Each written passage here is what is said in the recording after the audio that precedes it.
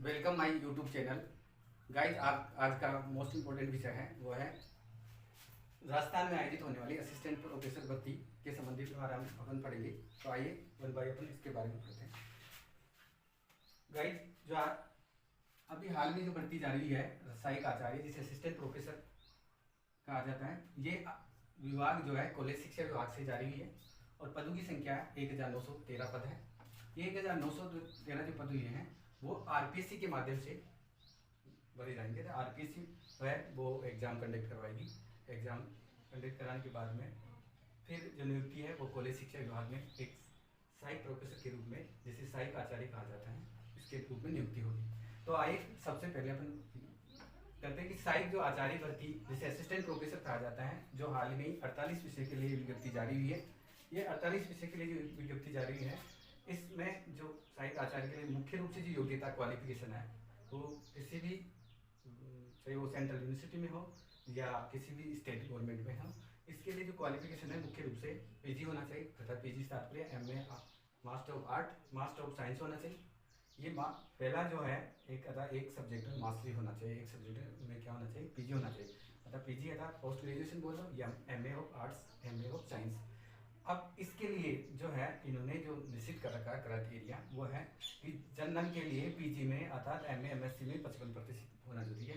इसी प्रकार कैटेगरीज है जो ओबीसी है, एससी एसटी है उन तथा एमबीसी है अर्थात अन्य पिछड़ा वर्ग, अनुसूचित जाति और जनजाति तथा मुख्य बैकवर्ड जो कास्ट है उनके लिए जो पीजी के लिए है जो है पीजी में 50% अनिवार्य कर रखा है। मित्रों जो इसमें जो अभी हाल में ईडब्ल्यूएस है, ईडब्ल्यूएस के लिए देने रखा है कि वे कितनी है, तो सामान्य की तरह इनको 55% ही की छूट दे रखी है। अगर जिसकी पीजी में 55% होगा वही व्यक्ति क्या होगा, असिस्टेंट प्रोफेसर के योग्य होगा। अब इसके अलावा नेसेसरी है वो है नेट है, तो नेट होना क्वालिफाइड हो या फिर राज्य स्तरीय स्लेट हो। राजस्थान का स्लेट पहले स्लेट चलता था, फिर हाल में इसको बाद में इसको क्या कर दिया, सीईटी कर दिया, state eligibility test for assistant professor. या फिर नेट नहीं है तो अगर पीएचडी योग्यता है तो पीएचडी धारी भी इसके लिए योग्य है। अतः पीएचडी जिन विद्यार्थियों ने कर रखा है तो वो भी इसके लिए योग्य है। अतः एनीवन कोई सी भी एनीवन जैसे नेट हो या स्लेट हो या सेट हो या पीएचडी हो वो इसके लिए योग्य है। अब इसमें नेट और स्लेट जो है, सेट की कोई अनिवार्यता नहीं है, इसकी वैधता नहीं है कि जिसने कभी भी पास किया, चाहे 2001 में पास किया हो या 2009 में पास किया हो, 8 में 7 में, वो सभी इसमें अप्लाई कर सकते हैं। साथ साथ इसमें यह है कि एक अपेयरिंग भी है, जो बच्चे जिसने पीजी कंप्लीट कर ली हो वो भर सकता है और साथ साथ नेट स्लेट पीएचडी वो इसको भर सकता है। साथ इसके अलावा मुख्य रूप से इसको जो अन्य जो ये एक बच्चों में डाउट है कि सर हमने प्रवेश कर लिया है और फाइनल ईयर में है, हाँ तो वो बच्चे भी इसको अप्लाई कर सकते हैं। अतः उसकी जो फॉर्म फिलअप करने से पूर्व अतः ये लास्ट जो संभव है उससे पूर्व इसकी पीजी अतः प्रवेश कंप्लीट होना जरूरी है। साथ साथ जब नेट है वो नेट है इंटरव्यू से पहले इनका नेट कंप्लीट होना चाहिए। अतः इंटरव्यू से पहले जैसे मान लो आपकी जैसे 1 अक्टूबर है या फिर 30 नवंबर है तो उससे पहले 29 नवंबर से पहले आता तो 29 नवंबर को नेट का जो भी सर्टिफिकेट प्राप्त होना जरूरी है या पीएचडी कंप्लीट होना जरूरी है, वो भी बच्चे इसमें अप्लाई कर सकते हैं। अतः जो ये योग्यता रखते हैं वो भी कर सकते हैं। इसके अलावा जो अपेयरिंग है जिसमें फाइनल ईयर में बच्चे बैठे हैं वो भी इसके लिए योग्य है। ठीक है, अब ये है। इसके अलावा उसका चयन प्रक्रिया क्या है, चयन जो प्रक्रिया है, चयन जो है मुख्य रूप से इसकी जो लिखित परीक्षा वो इंटरव्यू के आधार पर रिटर्न एग्जाम होगा और इंटरव्यू होगा, जो साक्षात्कार होगा। ये जो चयन जो प्रक्रिया है वो आरपीएससी के माध्यम से, इसमें मुख्य रूप से ये लिखित जो एग्जाम है जिस रिटर्न एग्जाम कहा जाता है। रिटर्न एग्जाम मुख्य रूप से 3 पार्टीशन होगा, फर्स्ट पेपर होगा, सेकंड पेपर होगा और थर्ड पेपर होगा। फर्स्ट सेकंड और थर्ड पेपर 3 पेपर है। तो 3 पेपर इस जो असिस्टेंट प्रोफेसर के लिए दे रखे हैं। इन तीनों का जो है अंक और पर्सन संख्या मैंने आपके सामने बता रखी है। देखो जो फर्स्ट पेपर और सेकंड पेपर है ये दोनों है सब्जेक्टिव होंगे, जैसे वो किसी हिस्ट्री से हो, ज्योग्राफी से हो या इकोनॉमिक्स से हो या फिर बॉटनी जूलॉजी वगैरह या मैथ फिजिक्स से हो, एनिमल जो भी है, ये दो जो पेपर है फर्स्ट पेपर और सेकंड पेपर ये दोनों सब्जेक्ट के हैं तब विषय के हैं। साथ ही जो थर्ड पेपर है वो सामान्य ज्ञान का आता है, जीके है, जनरल साइंस एंड जो आपकी आर्ट्स कल्चर वगैरह है वो थर्ड, ये आपका जीके का सामान्य ज्ञान का थर्ड पेपर है। अब जो फर्स्ट पेपर है वो 75 मार्क्स का होगा, सेकंड जो पेपर है वो भी 75 मार्क्स का है और जो थर्ड पेपर है जीके का वो 50 मार्क्स का, अर्थात ये 75 अंकों का फर्स्ट, सेकेंड 75 अंकों का, और थर्ड भी कितने का, 50 अंकों का।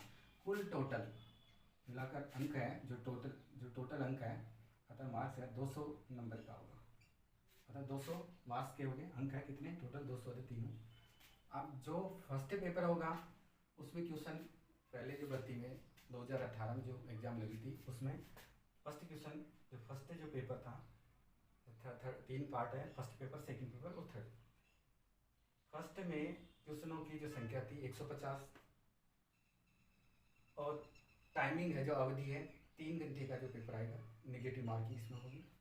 साथ साथ इसी प्रकार जो सेकंड पेपर जो सब्जेक्ट का है वो भी जो डीपली आएगा, उसके प्रश्नों की संख्या जो पहले दे रखी थी वो 150 है, 150 है, और ये भी 3 घंटे का होगा। लेकिन जो थर्ड पेपर जो जनरल साइंस का होगा, जिसे सामान्य ज्ञान कहा जाता है, कल्चर आर्ट, जिसमें हिस्ट्री पॉलिटिकल होंगे, ये 50 अंकों का है, लेकिन क्वेश्चनों की संख्या इसमें इनमें 150 है, इसमें 150 है, लेकिन इसमें क्या 100 है, अर्थात ये जो जीके का 100% आएंगे, और 2 घंटे का आवर्स कितने 2 आवर्स का होगा। इस प्रकार ये 3 है, ये टोटल क्वेश्चन की संख्या 400 होगी, अंक कितने 200, क्वेश्चन की संख्या 400, 3 घंटे का ये, 3 घंटे का ये, और 2 घंटे का है। तो फर्स्ट पेपर 3 घंटे का, सेकंड पेपर 3 घंटे का, और थर्ड पेपर 2 घंटे का होगा। तो ये है सब्जेक्ट का और ये है जीके का।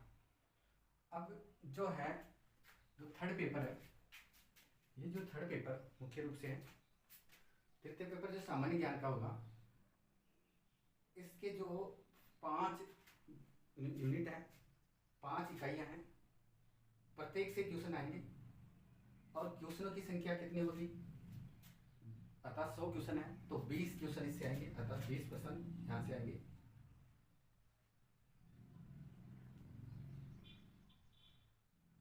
अर्थात 20% संख्या कितनी है, क्वेश्चन 20 है, और कितने अंक आएगा, जो मार्क्स का है वो 10 अंकों का आएगा। इसी प्रकार इससे भी 20 क्वेश्चन आएंगे, और ये जो सब्जेक्ट है इससे भी 20 क्वेश्चन आएंगे, और एक इकोनॉमिक है और राजस्थान की, इससे भी 20 क्वेश्चन आएंगे। करंट अफेयर है उससे भी 20 क्वेश्चन आएंगे, अतः लगभग 10 अंकों का, सारे 10 अंकों का ये, 10 की है, 10 की है, 10 के हैं, अतः 50 अंकों का टोटल है, 50 मार्क्स का। अतः ज्योग्राफी है, इसमें राजस्थान ज्योग्राफी आएगी, राजस्थान की ज्योग्राफी है जिसमें लोकेशन है, स्थिति, अफवाह तंत्र है, साथ साथ इसकी इंडस्ट्रियल है, राजस्थान के उद्योग है, इसके साथ जनजातियाँ हैं, राजस्थान की जो रिवर्स है, वो सारे इसमें है, जितने भी कंटेंट हैं वो इसमें आएंगे। इस पर राजस्थान तो सेकेंड जो यूनिट है वो राजस्थान की हिस्ट्री एंड कल्चर है, और राजस्थान की हिस्ट्री राजस्थान का इतिहास है, जिसमें युद्ध वगैरह जितने भी है, राजा महाराजा ने कौन कौन सी बावड़ियाँ बनाई वो है। कल्चर में इन संस्कृति है, राजस्थान की जो कला संस्कृति जो भी है, राजस्थान की मेले त्यौहार वगैरह वो सारे इसमें आएंगे। फिर थर्ड जो इकाई है जीके की वो पॉलिटिकल एंड एडमिनिस्ट्रेटिव है, अर्थात राजनीति और प्रशासन है, उसमें अपना संविधान है, इसके साथ साथ जितने भी है इकाइयाँ हैं लोग विधानसभा की, विधानसभा के अलावा जो राज्यपाल, मुख्य सचेतक वगैरह सभी इसके अंदर पॉलिटिकल में अपन अध्ययन करेंगे। अब एक फिर फोर्थ जो यूनिट है वो इकोनॉमिक ऑफ राजस्थान, राजस्थान की अर्थव्यवस्था है, राजस्थान की अर्थव्यवस्था से इससे संबंधित क्वेश्चन आएंगे, वो है 20 अंक के लगभग इसमें क्वेश्चन आएंगे। फिर 5वीं जो यूनिट है जीके की जो थर्ड है वो 5वीं यूनिट है करंट अफेयर, करंट अफेयर से संबंधित क्वेश्चन पूछे जाएंगे, और वो क्वेश्चन की संख्या लगभग वही है 20, और अंक कितने 10 अंकों का। तो ये है आपके सामने थर्ड पेपर, और जो सेकंड पेपर का अपने 2 पेपर है, फर्स्ट और सेकंड, ये सब्जेक्टिवली है, ये 150 अंकों प्रश्न है, इसमें 150 प्रश्न है, और इसमें कितने 100 प्रश्न है, कुल 400 प्रश्न आएंगे, और इनकी अवधि 3 घंटे, इसकी सेकंड की 3 घंटे है, और इसकी 2 घंटे है।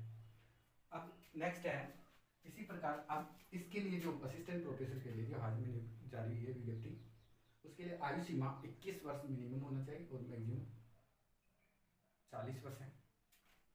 लेकिन साथ साथ गवर्नमेंट ने ये एक एडवर्टाइजमेंट जारी किया था 2008 में कि जिस सत्र में अगर भर्ती नहीं निकलेगी तो उस सत्र में उनको छूट दी जाएगी। अगर 2 साल हो गई तो 2 वर्ष की अगर भर्ती नहीं निकाली 2 वर्ष की छूट देंगे, 3 साल हो गई 3 वर्ष की छूट देंगे, और 1 साल हो गई तो 1 साल की छूट देंगे। यहाँ जो विज्ञप्ति मिलेगी 1 ईयर्स की छूट देंगे, अर्थात ये 41 साल तक के इसमें अप्लाई कर सकते हैं।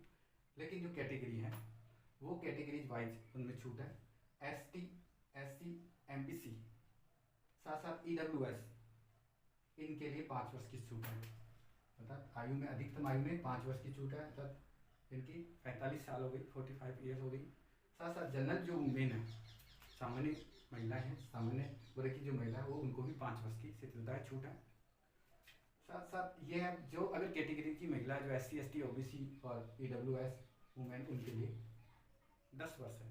साथ साथ एक और है प्रत्यागता और विधवाओं के लिए, प्रत्यागता और विधवाओं के लिए आयु की कोई लिमिटेशन नहीं है कि अधिकतम आयु कितनी हुई है, वो बढ़ सकती है इसमें। तो ये है। इसके साथ साथ लिखित जो परीक्षा एवं साक्षात्कार RPSC कंडक्ट करवाएगी। साक्षात्कार होगा वो 24 अंकों का होगा, जो 24 मार्क्स का है, 24 अंकों का आपका ये साक्षात्कार होगा। अब जो एग्ज़ाम डेट है वो संभावित जो एग्ज़ाम डेट है अभी RPSC ने अक्टूबर बताई है कि अक्टूबर के माह में एग्ज़ाम लग सकती है, और लगभग डेफिनेट लगेगी। जब सरकार पर कोई दबाव होगा तो ये लगभग RPSC करवा देगी। अब इसके आवेदन की जो तिथि है वो आवेदन की तिथि 26 जून से लेकर और फिलहाल 25 जुलाई अंतिम है, हो सकता है एक्सटेंड भी हो जाए, लेकिन उससे पहले आप 26 तारीख से स्टार्ट है और 25 तारीख तक है, जो 25 जुलाई से पहले आप इसको आवेदन कर सकते हैं। अब आवेदन शुल्क क्या है? आवेदन शुल्क जो मिल रहा हूँ वो है जनरल के लिए 600 रुपये है, साथ साथ जो कैटेगरी है उनके लिए 400 रुपये शुल्क है। तो आप समय का पहले ही ध्यान में रखते हुए इस मौके का फ़ायदा उठाइए और जितना जल्दी है उतना जल्दी आप आवेदन कर दें, अंतिम तिथि का इंतजार नहीं करें। तो ये थी आपके सामने सहायक आचार्य असिस्टेंट प्रोफेसर, जिसमें अभी हाल में 1913 जो पद हुए हैं जारी, उसका कॉलेज शिक्षा विभाग है और ये कंडक्ट करवाएगी, RPSC करवाएगी। इसमें रिटर्न जो एग्ज़ाम है, लिखित परीक्षा है और इंटरव्यू है। इसमें जो पात्रता है, जो मुख्य रूप से जो पात्रता है अर्थात क्वालिफिकेशन के लिए जो है MA MSc होना चाहिए, और उसमें MME 55, कैटेगरी के लिए 50 होना जरूरी है, और इसके साथ साथ नेसेसरी है नेट, स्लेट या सेट होना जरूरी है, या फिर PhD हो, ये विद्यार्थी इसमें अप्लाई कर सकते हैं। तो ये आपके सामने जो भर्ती है मैंने इसके बारे में आपको बताया। तो धन्यवाद, इसी प्रकार बने रहे और देखते रहे और अधिक से अधिक मित्रों को शेयर कीजिए ताकि हम और भी आपके सामने ये ला सकें। धन्यवाद।